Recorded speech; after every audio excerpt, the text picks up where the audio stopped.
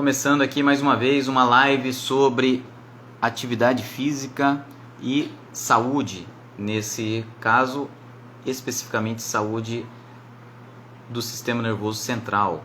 Vamos chegando aí. A gente teve um pequeno probleminha, é a terceira vez que a gente está tentando iniciar, agora vai. Esperar a presença do professor Darlan Farias. E a live de hoje vai ser baseada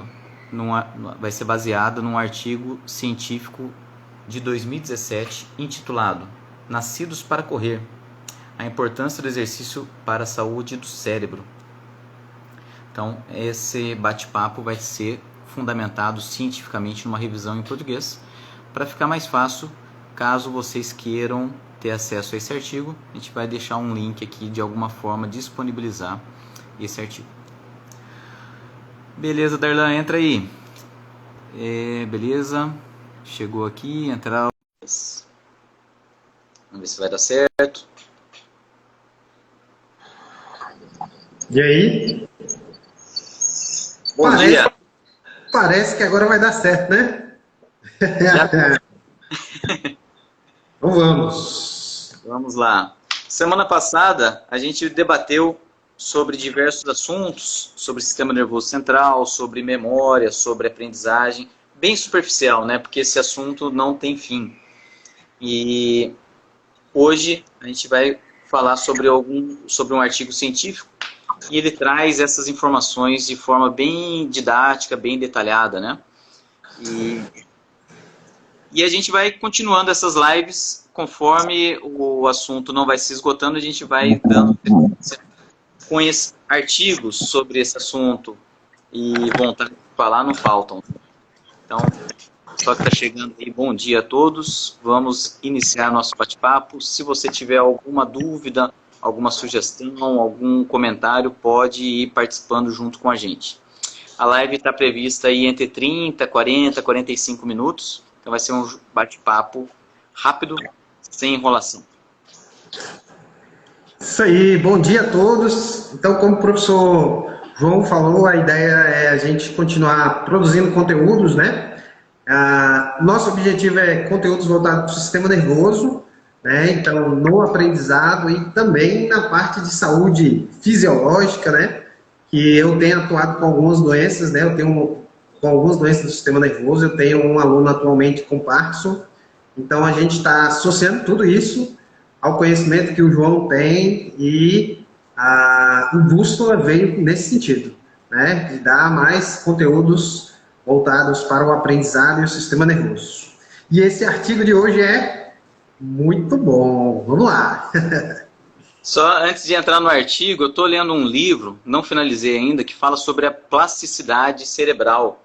E só para uma curiosidade, não sei, não me lembro de cabeça em qual momento, mas até mais ou menos ali em 1960, 1970, falar de plasticidade neural era um absurdo na comunidade científica. E aí surgiram estudos, alguns pesquisadores que observavam que o cérebro se adaptava, que o cérebro tinha essa capacidade de neuroplasticidade, mas não podiam falar porque eram condenados. E aí demorou para se quebrar esse paradigma, porque o paradigma é o cérebro nasce, ele cresce e só vem perdendo neurônios durante a vida. E aí mais ou menos 70, comecinho de 80, começou a se popularizar essa ideia, mas popularizar não, começou a se produzir sobre isso, mas até se popularizar leva um tempo. Então a gente tem que ter a ideia de que o nosso cérebro é maleável, é plástico, ele é adaptável, e a gente vai falar sobre o efeito do exercício físico e o efeito do sedentarismo, por outro lado, né? Os malefícios do sedentarismo e como o exercício físico inibe esses malefícios do sedentarismo e gera, além de evitar os malefícios, gera ganho ainda. É como se fosse uma balança, tem o sedentarismo aqui. Quando você começa a fazer exercício físico, você ganha ao mesmo tempo que você perde. O artigo deixa bem claro isso, que além dos efeitos benéficos do exercício, há os efeitos indiretos, vamos dizer assim, relacionados ao sedentarismo. É muito bom. Você falou essa questão dos anos 70, anos 80, né? Na última década, o artigo fala das últimas 2 décadas, muita coisa cresceu sobre análise, não só do cérebro, né? Acho que até no exercício físico.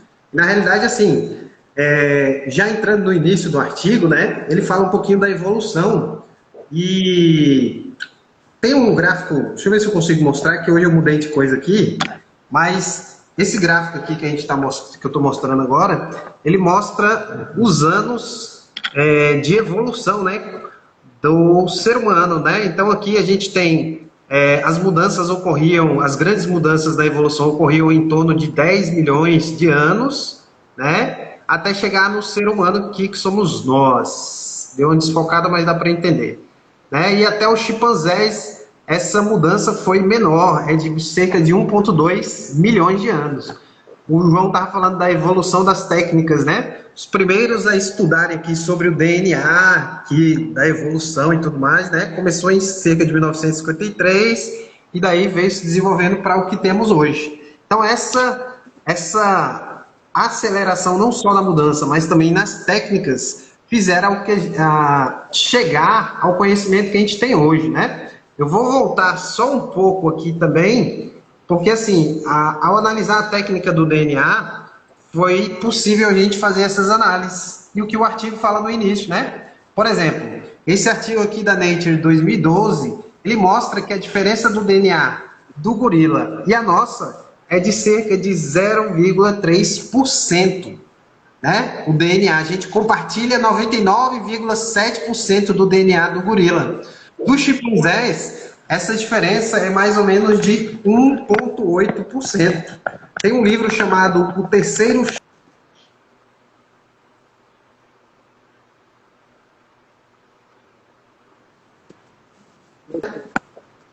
Tem um livro chamado Terceiro... Isso, O Terceiro Chimpanzé, que é de um cara chamado Sharad Diamond, que ele fala um pouquinho dessas diferenças que eu acabei de abordar da evolução. E para a gente ter uma ideia, lá 10 anos atrás, uma curiosidade, né, além do que a gente está falando, ele, com mais uns 4 cientistas, falaram dessa possível pandemia que ocorreria, por consequência das nações, né, os países não terem essa parceria de conhecimento, né, desenvolvimento, né? Então, assim, voltando à evolução, parece-me que realmente o nosso corpo foi desenvolvido para movimento, para o exercício. Vocês acharam que eu ia falar que era para correr, né? Mas né? Então, tudo que a gente viu aí, que a gente vai falar hoje aqui, é relacionado a isso. Então, assim, o nosso corpo foi preparado para isso. Né? Com a evolução, a gente verificou que a evolução antigamente demorava mais e agora menos. A ideia, né? Na realidade não é nem a ideia, é o que a gente percebe e as pesquisas vão evoluindo, a gente percebe mais ainda, como o professor falou, que o cérebro ele é plástico, a gente consegue realmente transformar, melhorar, e isso aí vai ligando a diversos aspectos. Muito bem. Então a gente vai falar aqui um pouco mais para corrida, mas pode ser ampliado a qualquer atividade aeróbia, além dos exercícios de força intervalados, que tem os benefícios, mas não é o alvo de hoje. Hoje é exercícios aeróbios. E aí a gente observa que o artigo justifica que o nosso corpo foi feito para correr por algumas capacidades, por umas características anatômicas, né? Como, por exemplo, pernas longas, quadril estreito, mobilidade do ombro, estabilidade da coluna. São diversos fatores aí, diversas características que o artigo fundamenta que o nosso corpo foi feito para a corrida. Então, já queria chamar a atenção aqui de que realmente, por exemplo, o quadril estreito, ele é, biomecanicamente falando, muito favorável para a corrida. Então tem pessoas que são mais adaptadas para a corrida do que outras. Principalmente as mulheres, né, que têm o quadril um pouco mais largo, uma quantidade de gordura corporal no quadril, essas pessoas têm dificuldade na corrida. Você percebe que essas pessoas não têm uma atração muito grande pela corrida. Vamos correr? Ah, não gosto, não me sinto bem, etc. Pessoas com quadril mais estreito se sentem mais, têm mais facilidade e se sentem mais à vontade de correr. Outra observação é a perna, a panturrilha, bem leve. Pessoas que têm aquela panturrilha um pouco mais, uma circunferência maior, tem um gasto calórico, um gasto energético maior, então eles não se sentem à vontade de correr e de caminhar longas distâncias.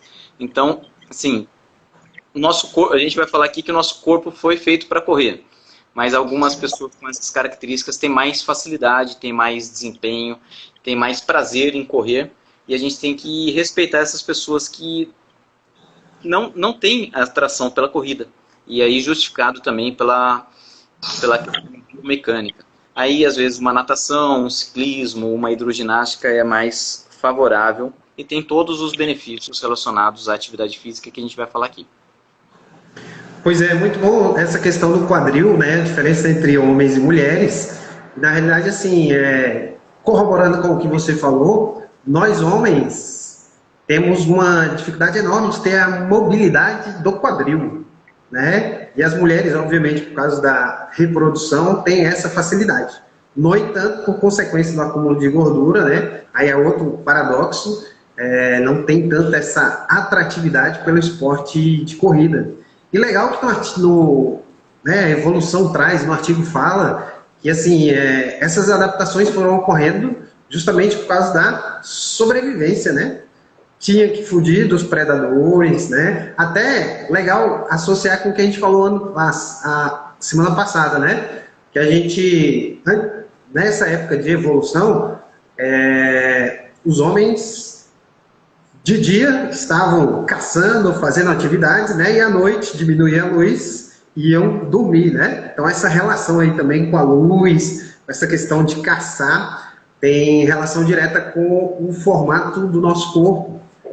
Outra coisa que ele traz também é que a gente tem um ligamento, né? Um ligamento grandão que se estende ali da região da cabeça, vai até a região ali da coluna, né? Torácica, cervical. Na realidade tem, né, essa ideia de vamos dizer, um cinturão no sentido de X na região posterior do nosso corpo, justamente que faz com que a gente se adapte à postura de caminhante, né?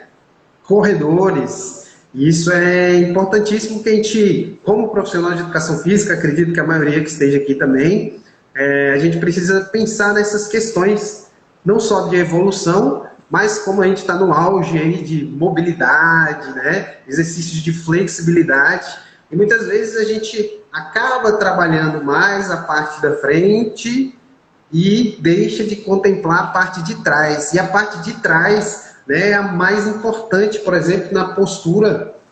Isso é resultado da nossa evolução. Então a gente precisa trabalhar a postura, precisa trabalhar exercícios que contemplem essas musculaturas mais internas, né? Na coluna lá a gente tem os multíferos, que é aqueles músculos pequenos, mas que são importantíssimos na saúde da coluna, né? Então toda essa anatomia que a gente tem, essa biomecânica, ela é propícia para isso, para que a gente corra, para que a gente caminhe. Então a gente precisa realmente ter um exercício aeróbico, né, presente aí, principalmente caminhada e corrida.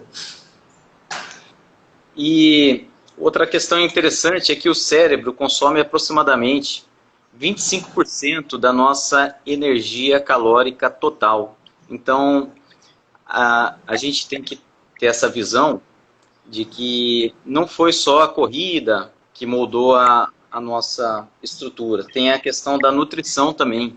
Então, a gente não está aqui para abordar sobre nutrição, mas a gente tem que considerar todos os aspectos do sono, a nutrição, a atividade física, entre outras coisas. Então, o cérebro é muito caro, energeticamente falando. Então, o cérebro mais desenvolvido é o cérebro do ser humano, que consome a maior porcentagem de caloria diária, aproximadamente 25%. vai para o cérebro. E conforme a gente vai tendo mais acesso a alimentos, o cérebro vai se desenvolvendo cada vez mais. E só para fazer uma outra observação, é muito importante para crianças até 5 anos, principalmente, ter um acesso à alimentação adequada e evitar, por exemplo, diarreias, vírus, doenças, porque o cérebro está em construção numa velocidade muito grande e uma reincidência de diarreia, uma reincidência de viroses compromete esse desenvolvimento do cérebro. Já tá bem discutido sobre isso. Por isso que a questão da saúde pública, né, questão de cuidados, de higiene, é extremamente importante para esse desenvolvimento. Porque senão vai faltar nutrientes na fase que ainda está em construção. Além disso, durante a gravidez é muito importante, né? A questão da gravidez planejada, a mãe se preparar, estar bem nutrida, fazer o uso de suplementos, estar saudável, evitar de usar, por exemplo, drogas. Então, tudo isso, olha só como o cérebro é complexo e vários fatores determinam, né, a formação do cérebro durante a evolução e durante a vida da pessoa. Pois é, vou associar duas coisas ao que você falou, que eu acho que é importante, e já me antecipo aqui que não tenho, o que eu vou comentar não tem nada a ver com política, né? A gente acredita na saúde, no que a gente já presenciou, né? Uma delas é a infância, né? Um momento importantíssimo ali de ter todos os nutrientes, o ambiente, que é o que, queira ou não queira, vai entrar no que a gente vai falar, né? O ambiente propicia e impacta muito na saúde do cérebro, né? E aí, nesse sentido, vem a vacina. Então, toda criança tem que vacinar, tem aquele período da vacina que é importantíssimo, é fundamental, né? E aí, assim, a gente sabe que está num momento muito crítico aí do mundo, vou nem falar do Brasil, mas a gente tem que, eu não digo nem acreditar mais, né? Estude mais um pouquinho sobre a ciência, né? E eu lembro que até coloquei lá no meu perfil a minha carteira de vacinação quando era menino, né? Tem a carteira desde o primeiro ano de idade. Então, assim, são coisas que não tem, para mim, não tem o que argumentar, né? Mas, como a gente falou, nos últimos 10 anos teve uma evolução de conhecimento, de pesquisa, então isso aí vai impactar justamente no que a gente está falando. Outro detalhe importante, e cai em outra polêmica também, não quero trazer polêmica, mas é porque a gente tem que conectar as coisas, né? O cérebro consome 25% do que a gente come, né? Do que a gente consome. Então, assim, eu fico meio resistente àquelas máximas, né? Jejum intermitente é o que vai dar o resultado e tudo mais.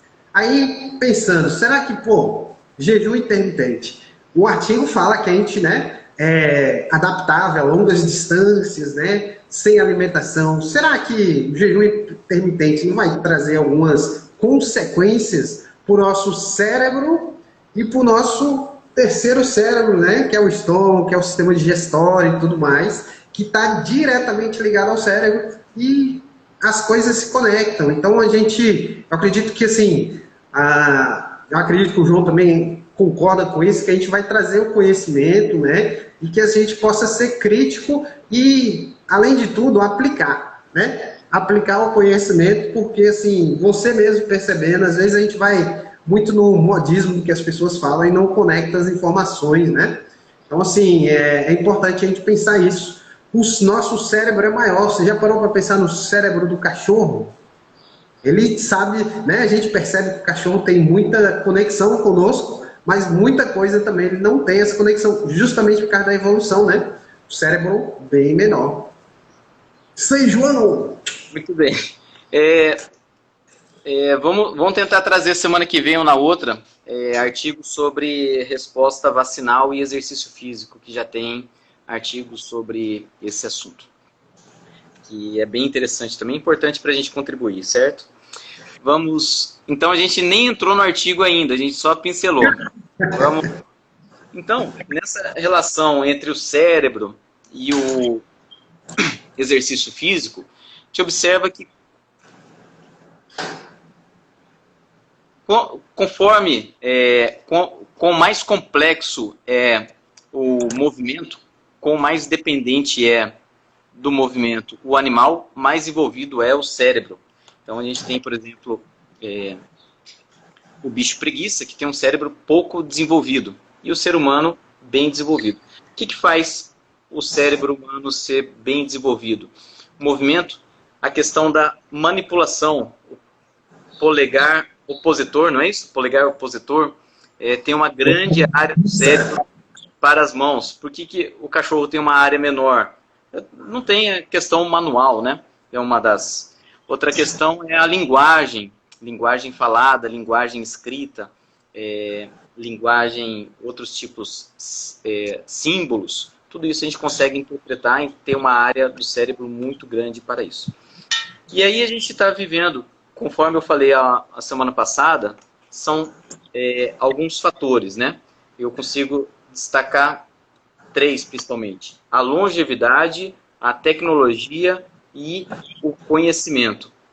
A gente vai envelhecendo com mais produtividade, com mais saúde, e o nosso corpo, o nosso cérebro vai tendo uma certa degradação, e o exercício físico permite essa manutenção da saúde do sistema nervoso central, e a gente permite, estando com saúde, esse trabalho intelectual consegue ser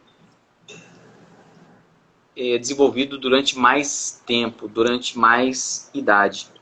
Então a gente está deixando de trabalhar braçal para trabalhar intelectual, com a tecnologia e com a longevidade. E com a longevidade e o trabalho intelectual, a gente tem que cuidar do nosso cérebro para a gente acumular bastante opções de trabalho, de mudança de carreira, entre outras coisas que a gente percebe que é importante, conforme a gente vai envelhecendo. Pois é, o legal é que, assim, você destacou a questão do cognitivo, né? E assim, a gente fica doidinho aqui para entrar no fisiológico, mas a ideia é falar disso também, né? Então, assim, está falando no artigo que o exercício aeróbico reduz, por exemplo, sintomas associados a diferentes transtornos mentais e doenças neurodegenerativas. Então, eu tenho experiência com esclerose múltipla, com Alzheimer, com Parkinson, e o exercício ajuda demais nesse processo, né? Então, o exercício aeróbico ajuda, o treinamento de força também ajuda bastante, né? Então, assim, não é melhora a questão cognitiva e a questão estrutural, que a questão estrutural é mais ou menos o que a gente gosta, né? Neurogênese, gliogênese, tem um monte de termo legal que a gente, às vezes, nem... Eu mesmo não conhecia vários termos que tem no artigo, né? Gliogênese, é só lembrar as células da glia. O que são as células da glia? São as células que vão dar sustentação para o neurônio. O neurônio é que faz as conexões, as sinapses, né? Então são coisas assim que a gente lembra de fisiologia básica e a gente vai conectando as coisas. Quanto mais a gente vai estudando, vai entendendo, vai aplicando, fica mais fácil de compreender, né? Então nessa questão da memória mesmo tem muito estudo.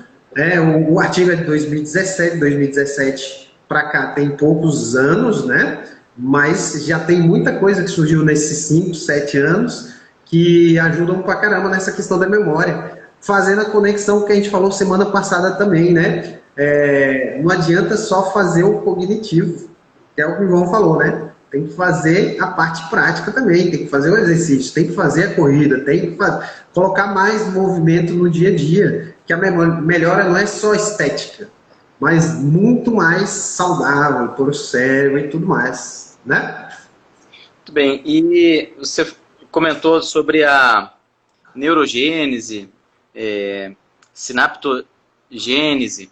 É importante para quem está assistindo a gente que gênese é criação. Tá? Toda vez que você ouvir gênese, criação. Tá? Criação de novas células nervosas, criação de novas sinapses, criação de células da glia, que sustentam ali o sistema nervoso.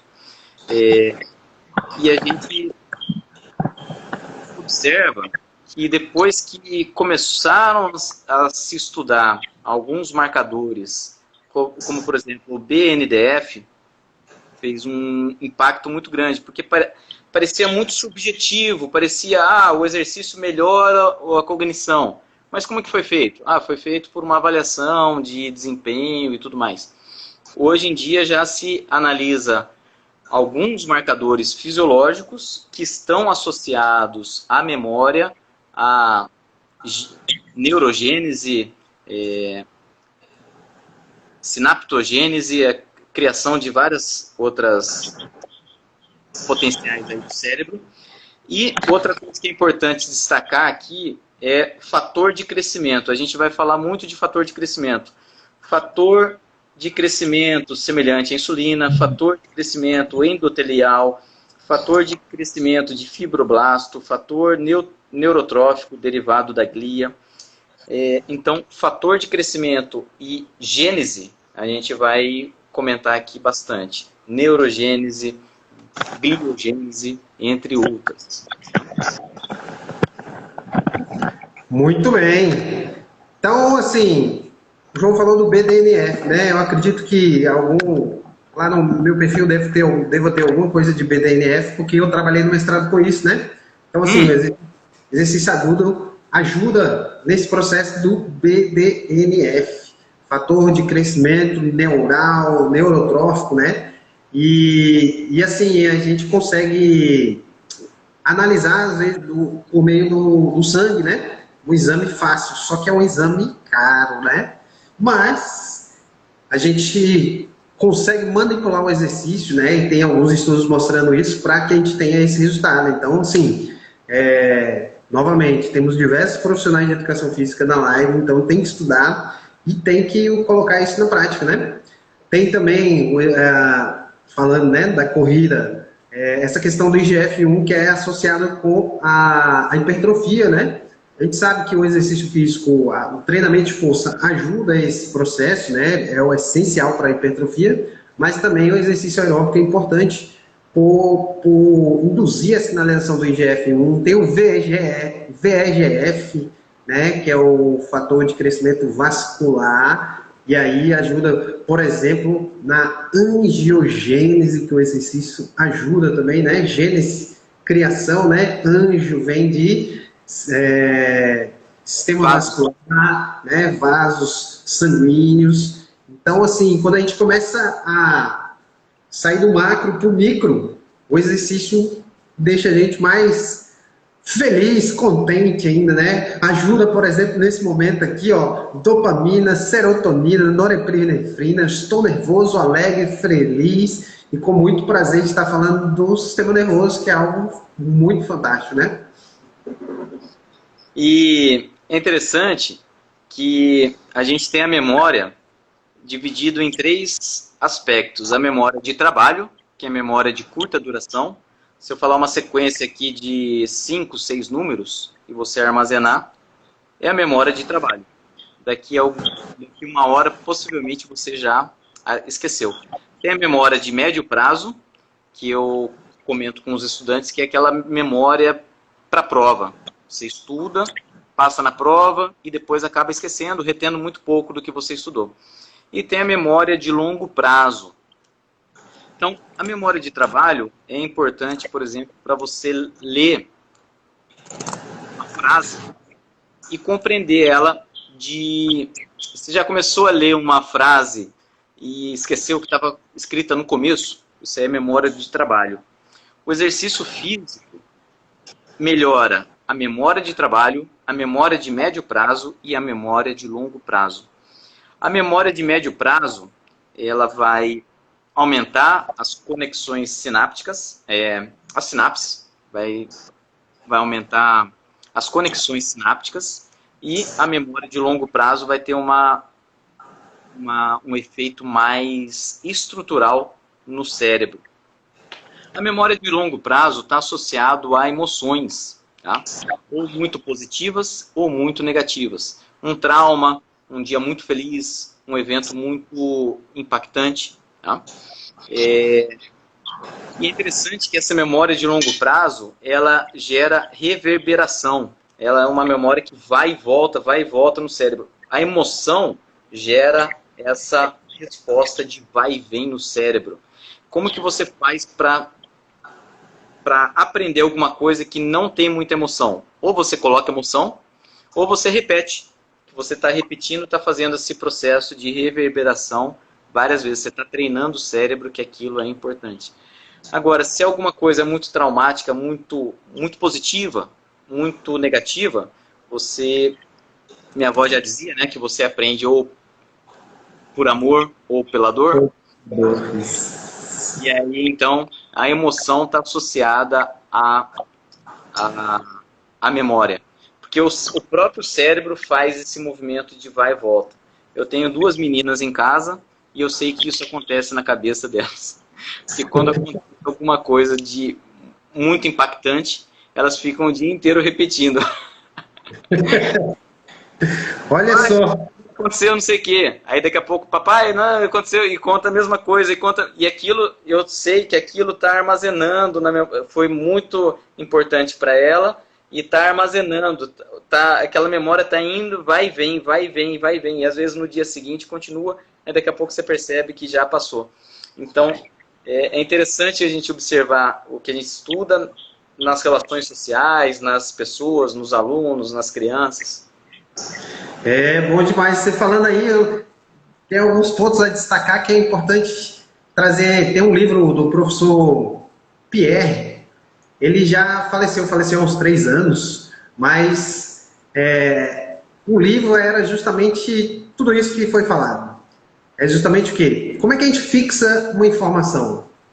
Quando tem uma relação dessa informação com alguma emoção, de preferência boa, né? Essa informação, ela fixa, né? A gente tem a memória, né? No olho, a gente recebe informação direto. Então, à noite, quando a gente dorme, o cérebro joga fora algumas coisas e fixa as outras. As que vão ficar fixadas estão relacionadas diretamente à emoção. Então, nosso cérebro é como se fosse um computador. Tem a memória RAM e a memória ROM. A memória RAM, curto prazo, e a memória ROM, de longo prazo. E como é que fixa essas memórias? Quando a gente está dormindo. Então, a gente falou aula passada, já estou no ritmo. A gente falou na live passada essa questão do sono para a saúde. Mas, para o aprendizado, é essencial. Ele tinha uma frase bem assim que ele falava, né, o professor Pierre. Aula dada, aula revisada hoje. Ou seja, na aula, a gente entende. Quando a gente revisa essa informação, acessa ela novamente, que ela vai ser fixada. E outra coisa que ele falava, durante o aprendizado tem que ter anotações. Aí cai na polêmica de hoje. Será que os computadores, eles auxiliam, é prático, é fácil, mas será que quando você anota alguma coisa ali no celular, no computador, você acessa depois? Não acessa? Como é que está esse processo de fixação dessas informações? Estamos numa live. A gente já falou aqui conteúdo pra caramba. Você anotou alguma coisa? Acredito que a informação que você achou importante fez despertar uma emoção em você e você fixou. Mas será que amanhã ela vai estar na sua mente aí também? Então são questões importantes que a gente tem que lembrar sempre para facilitar o nosso aprendizado. Como consequência disso, o exercício ajuda muito. E ressaltando que eu falei a semana passada também sobre evento presencial e à distância, né? O presencial você está de corpo inteiro, você está de emoção inteira ali assistindo, participando, interagindo. Então isso tem um significado muito maior para o nosso aprendizado, para a nossa memória. Então, vai continuar tendo a aula presencial e espero que voltem os cursos presenciais também para a gente poder transmitir essas ideias de forma presencial também. Fazer uma visita em Palmas logo, logo. Vamos definir as datas que eu estou querendo ir em Gurupi também, logo, logo. Beleza. Quem é de Gurupi, quem é de Palmas aí, quem é de fora do Tocantins, comenta aí também. Por favor, a gente quer conhecer. Pois é, o exercício, voltando ao exercício, né? a gente falando da corrida, então o artigo fala tudo isso aí, que, por exemplo, tendão calcâneo, ele foi feito justamente para ser uma mola propulsora, né? E eu até falo nas aulas, quando eu sistema nervoso, e já tem estudos também falando disso, no dia da prova ou ao dia de concurso, por que não 30 minutos antes fazer uma corridinha, fazer uma caminhada, associando com o que a gente vai tentar fazer aí, trazer o efeito da vacina e o efeito com exercício, né? Meu doutorado que eu comecei e parei tinha relação com isso, né? Fazer um agachamento ali antes de tomar a vacina, tem alguns estudos mostrando que melhora, por exemplo, a resposta da vacina. Vocês sabiam, por exemplo, que as vacinas dos idosos distribuem no Brasil todo, mas elas não têm 100% de efetividade. Já estamos discutindo aí a vacina do Covid e tudo mais, né, nos idosos. Então, se fizesse um exercício antes de tomar a vacina, já melhora a efetividade. Quanto que economizaria para o governo aumentando essa efetividade, né? Então, assim, duas dicas, né? A do exercício eu não dei a dica, mas não é bom fazer ainda não, tem muitos estudos fortes nisso não. Mas da fixação da informação, faz uma corrida. Dia do concurso, aquela corridinha do atrasado, resolve? Não sei se resolve não, porque você está produzindo ali cortisol, né? Correndo ali, louco, adrenalina, cortisol, não é tão interessante. Mas se organize para chegar na hora, faça um exercício 1 hora antes, 2 horas antes, para ter esse benefício, né? Para o cérebro, para conseguir acessar essas informações de maneira mais efetiva e conseguir ter resultado aí nas suas tarefas, né? E interessante que você falou, realmente, fazer um exercício físico antes de... olha só que loucura, né? Em vez de fazer drive-thru da vacina, fazer um bike, uma forma de bike aí. Faz sentido. Meio fora da também. E me perdi aqui nas ideias. Mas enquanto você lembra, esse negócio da bike eu tava lembrando aqui também. Falei, cara, seria muito bom. A pessoa, você vai de bike lá, vacinar já aumenta a efetividade. Uma ação simples já aumenta a efetividade e diminui o gasto do governo. Enfim, muitas ideias, muitas ideias. Lembrando que a gente fala sobre exercício, mas quem está assistindo aqui percebe que a gente vai e volta, né? Sobre a ideia do sono, sobre a ideia da saúde, sobre a ideia da... tudo um conjunto muito grande. E o exercício físico tem uma capacidade muito importante na saúde cerebral. Inclusive, por prevenir, por exemplo, a obesidade. Tá? A obesidade é um mal atual. Tá? É um mal atual. Então, por que a gente precisa correr? Por que a gente precisa fazer atividade aeróbica? Por que a gente tem que usar o exercício físico como uma pílula, né? Como um medicamento? Porque os nossos ancestrais, nossos avós, bisavós, até alguns pais aí, dependendo de como trabalhava, já fazia isso na rotina, né? Já era muito ativo. E não tinha refrigerante todo dia, não tinha hambúrguer, comida processada, entre outras coisas, de forma tão barata. Então, a obesidade é algo novo, o sedentarismo é algo novo, então a gente tem que encaixar o exercício físico na nossa rotina. Além disso, tem a meditação, tem o mindfulness, não sei se assim se pronuncia, também tem efeitos positivos no cérebro. Outros artigos comentam que o exercício físico, a meditação, tem efeitos positivos. Por que a gente precisa disso hoje? Porque antigamente a pessoa sentava no final do dia e ficava meditando, olhando para a paisagem, vendo o tempo passar. Isso já era uma forma de meditação de forma indireta, né? E hoje a gente não tem aquele tempo para ficar à toa, deixar a cabeça, os pensamentos devagarem. Então, por que a gente tem que incluir isso no nosso dia a dia? Porque a gente tirou a caminhada de longa duração, a gente tirou a atividade braçal. Então, por que você tem que ir para a academia levantar peso? Porque o nosso corpo precisa. Mas sempre precisou? Os nossos ancestrais não iam para a academia, não. Mas eles trabalhavam muito mais do que a gente. Então a gente vai estudando e vai equilibrando de acordo com a necessidade da nossa atualidade, da nossa geração. Então a meditação, o sono, a alimentação, o treinamento físico, aeróbio, de força, são importantes para manter esse equilíbrio. Tá? Então, sim, você precisa treinar. Você que está aqui em 2021, 2022, 2025, precisa treinar sim, precisa sim. Precisa cuidar do cérebro sim, precisa evitar a obesidade e o sedentarismo. Então, a obesidade vai gerar um estado inflamatório crônico. Esse estado inflamatório crônico vai gerar diversas doenças do sistema nervoso central. Vai diminuir a nossa capacidade de atenção, vai diminuir a nossa memória. Tá? Então nós temos a inflamação associada à obesidade e ao sedentarismo, e isso faz mal para o sistema nervoso central. Do outro lado, nós temos...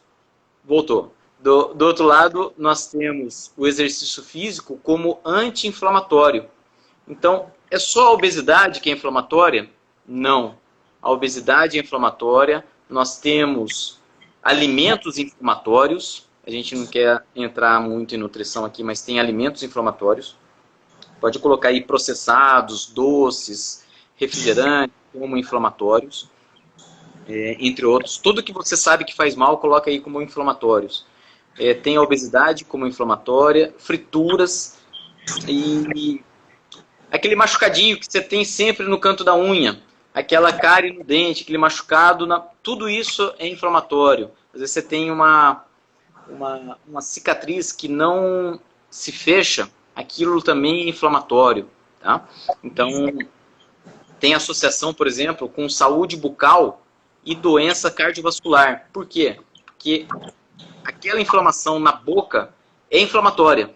Tá? Só que a obesidade também é inflamatória. Então, às vezes, a pessoa tem uma saúde bucal boa, mas tem obesidade, tem o sedentarismo, se alimenta com alimentos inflamatórios. Então, os marcadores que a gente vai entrar daqui a pouquinho aí, que senão já vai encerrar a nossa live, você tem que diminuir a inflamação sistêmica e aumentar os fatores de crescimento, os fatores de neurogênese. Então, você diminuindo a inflamação já melhora.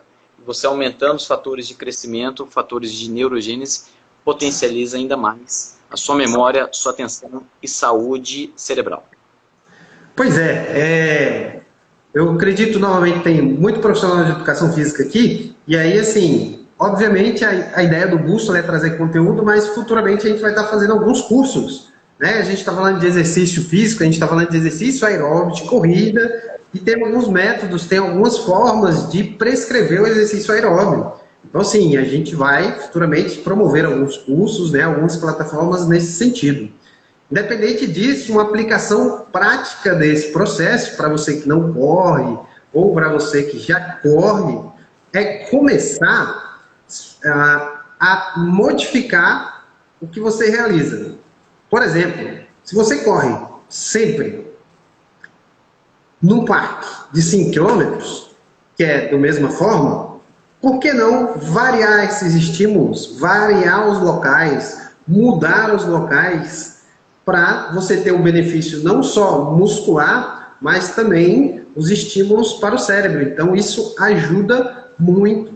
E na realidade o segredo do exercício físico, né, da prescrição do exercício físico, é fazer essas mudanças de estímulos. Obviamente, com o profissional de educação física, e essas mudanças têm que ser sistemáticas, têm que ser pensadas e planejadas. Não pode ser aleatoriamente, né?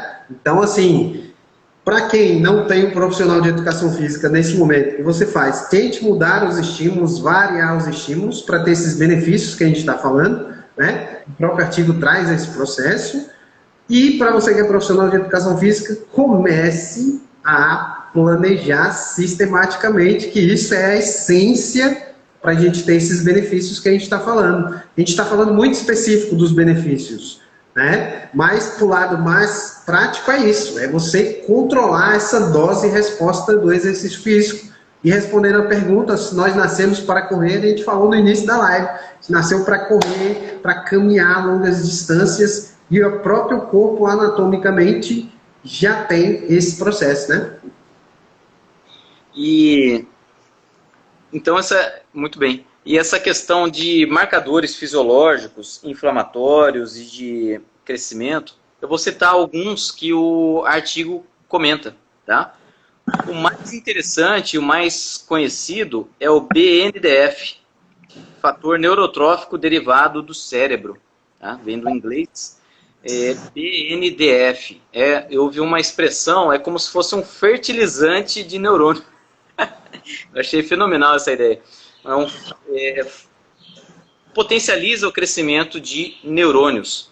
O IGF-1 que a gente comenta sempre similar ali ao GH. É quase que um GH, né? É o GH que dá o estímulo, né? A sinalização para o IGF-1 ali. O IGF... Aí entra emitol, AKT, aquele processo hipertrófico, né? Isso, de hipertrofia. O IGF-1 é importantíssimo para a nossa saúde cerebral. Quem não conhece também, IGF-1 é bem interessante. Então, BNDF, IGF-1, fator de crescimento endotelial vascular. Então, do mesmo jeito que o nosso músculo ganha capilarização durante o exercício aeróbio de alta intensidade, o cérebro também, principalmente na área ali do hipocampo. Tudo que a gente está falando aí é pré-frontal, motor e hipocampo, tá? O frontal é importante para aquela atenção, para a memória de trabalho, para você focar, para você conseguir resolver problema. O hipocampo para aquela memória de longo prazo, tá? Então, fator de crescimento endotelial vascular, ou seja, fica mais vascularizado. E tem uma associação entre maior vascularização e maior neurogênese. Normalmente, onde aparece, tem maior vascularização, tem maior potencial de neurogênese, ou seja, mais neurônios. Neurotrofina 3, esse aqui o artigo não entra tão a fundo. Fator de crescimento de fibroblasto também não é muito abordado. Fator neurotrófico derivado da glia, então células da glia que sustentam o sistema nervoso. Fator de crescimento epidérmico, fator de crescimento nervoso. Então, 1, 2, 3, 4, 5, 6, 7, 8.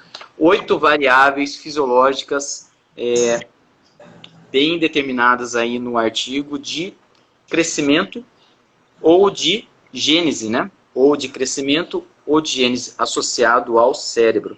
E é interessante que o artigo fala também que está associado mais a essa área pré-frontal, motora e do hipocampo, do que de outras áreas. Não é todo o cérebro que se desenvolve. Por exemplo, o nervo olfatório não é desenvolvido com o exercício, mas é desenvolvido com outros estímulos olfatórios. Então, assim, há uma plasticidade em algumas partes do cérebro, porém, o exercício gera plasticidade, neurogênese, sinaptogênese em áreas específicas. Pré-frontal, que é atenção, é o racional, é decisão. Você percebe que pessoas que treinam, elas conseguem... vocês perceberam que esses gurus, coach, defendem essa questão de treinar? O treinar permite que a parte pré-frontal, que é aquela parte que você coloca a meta e você consegue resistir a uma tentação.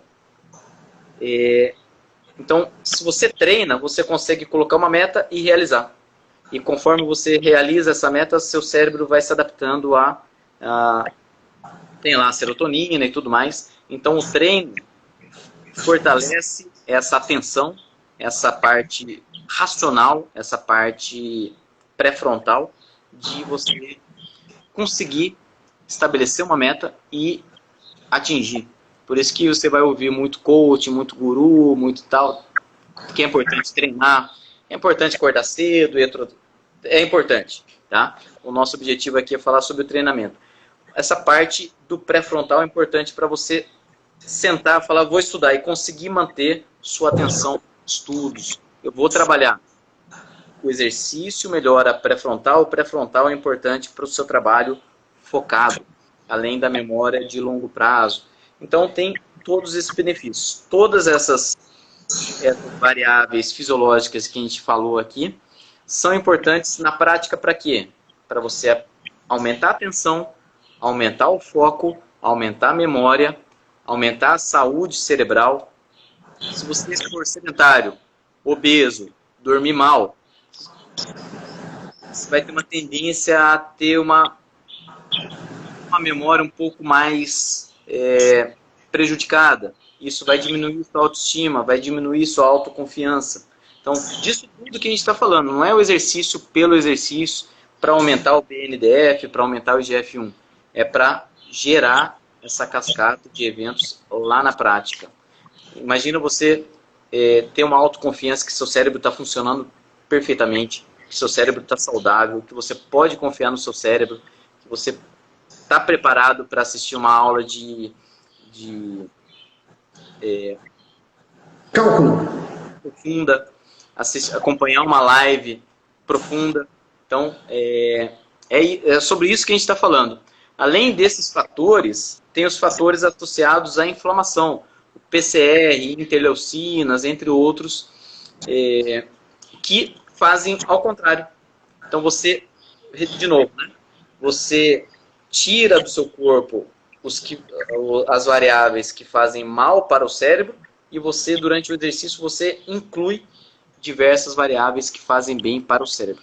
Não só para o cérebro, mas para todo o seu corpo. Inclusive, esses benefícios endoteliais, né, vasculares, não é só no cérebro, é no corpo todo. No cérebro também. E olha a importância, né? Às vezes a gente está falando de memória, de atenção, às vezes por mais que a gente esteja falando, aí você fala, estou fazendo exercício dia a dia, mas não percebo isso, continuo com atenção.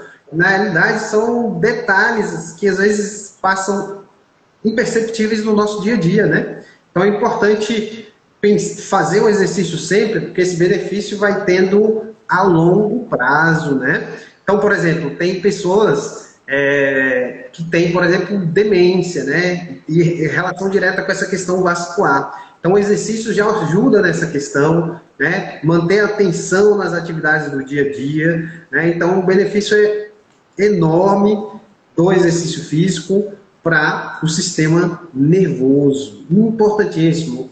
Trazendo um pouquinho da esclerose múltipla, por exemplo, né? Então, o sistema nervoso ali, o neurônio, a bainha de mielina é afetada pelo seu próprio organismo, por causa do sistema imunológico, acha que a bainha de mielina é um inimigo e começa a combater.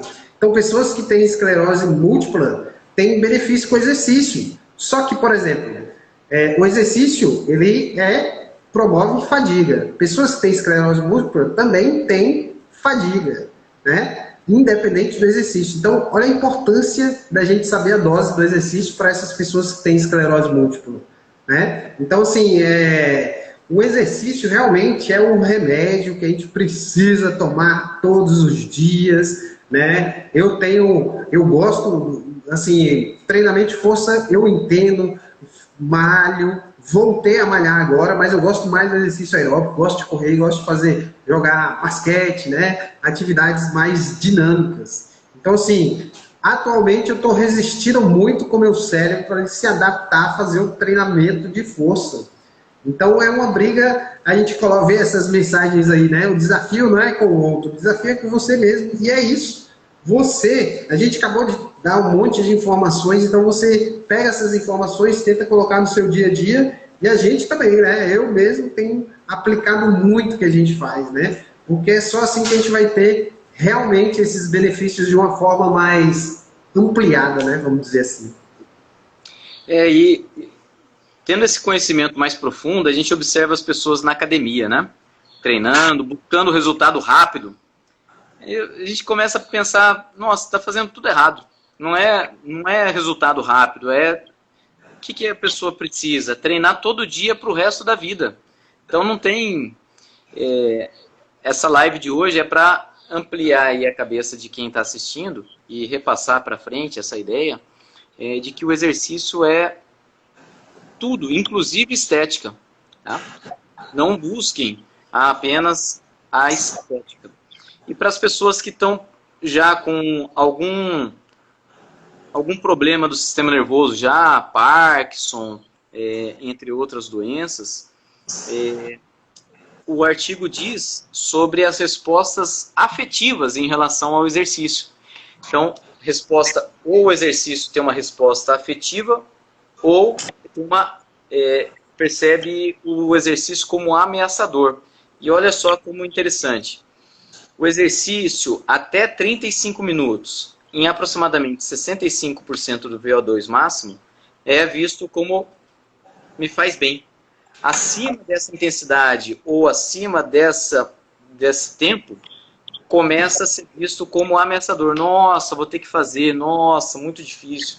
Então, olha só como é importante essa regrinha para quem é profissional saber conduzir mais ou menos. Não que você vai aplicar essa regra, mas que você já tem uma ideia de que o exercício pode ser bem visto ou pode ser repulsivo de acordo com a intensidade e com o volume. Então é melhor você treinar até 35 minutos em até 65% do VO2 máximo do que você ter o exercício como um trauma, como uma obrigação. Nossa, vou ter que ir lá de novo treinar. Nossa, amanhã vou ter que treinar de novo. Então é melhor que você tenha uma relação afetiva de longo prazo com o exercício. Isso aqui o artigo diz em pessoas já comprometidas, já com algumas doenças neurodegenerativas. Mas procure saber com você quando que o exercício começa a ser ameaçador, quando que o exercício começa a ser, nossa, uma obrigação, e quando ele se torna positivo. Não vou lá treinar, fazer minha obrigação, chegou a hora do meu treino, amanhã eu tenho que treinar, eu sei que amanhã eu tenho que treinar de novo, etc. Então, eu sou contra regras, né? Mas para que serve essa regra? Para você ter uma ideia e ampliar, colocar luz naquilo que você às vezes não está enxergando. E olha só como é importante essa dosagem, né? 35 minutos a quantos por cento do VO2 mesmo? 60%? Por volta de aproximadamente 65% do VO2 máximo. Pois é, isso era para ser a essência da educação física. Nós, VO2 máximo, falou, professor, não tem um aparelho, 60% do VO2 máximo. Tem milhões de outras formas de você medir essa intensidade. Mas, né, os artigos trazem o VO2, que faz no laboratório, tem o ergospironômetro, mas existem outras formas para a gente fazer. Então é isso que a gente quer trazer também com os cursos e com o que a gente fala aqui com vocês. E outra coisa, esses resultados, por exemplo, os resultados para citocinas inflamatórias, eles não são um padrão para todo mundo. Lá no mestrado a gente analisou o BDNF, teve um padrão. Agora, citocinas inflamatórias foi muito variativo. E aí, na realidade, o artigo é até sobre os responders e não responders ao treinamento de força. E é isso que nós, profissionais de educação física, temos que na nossa prática diária observar. Você aplicou, deu uma dose. Essa dose foi legal, o cara gostou, né? Essa afetividade, teve afetividade para ele fazer esse exercício, essa intensidade foi legal. São detalhes que a gente tem que, como profissional, observar. E muitas vezes essa questão da gente ficar ali muito na estética, do resultado estético a curto prazo, impede da gente ver esses outros benefícios que, por não dosar corretamente, pode não ter e impactar lá na frente, que é o que a gente está falando hoje, né? A afetividade e assim, a falta do exercício nas doenças neurodegenerativas, que não é da noite para o dia que ocorre, a gente sabe que é a longo prazo, né? Então, assim, quando fala essa questão de dosagem, a gente já vê à mente aqui um monte de coisa que dá para fazer que a gente não vê na prática do dia a dia. Depois a gente poderia até marcar um dia, abrir as planilhas, fazer uma live, um curso gratuito, alguma coisa nesse sentido. E faremos muitos insights. Vamos encerrar por aqui, que nós temos 8 segundos de live. Obrigado a todos. Até a nossa próxima semana que vem.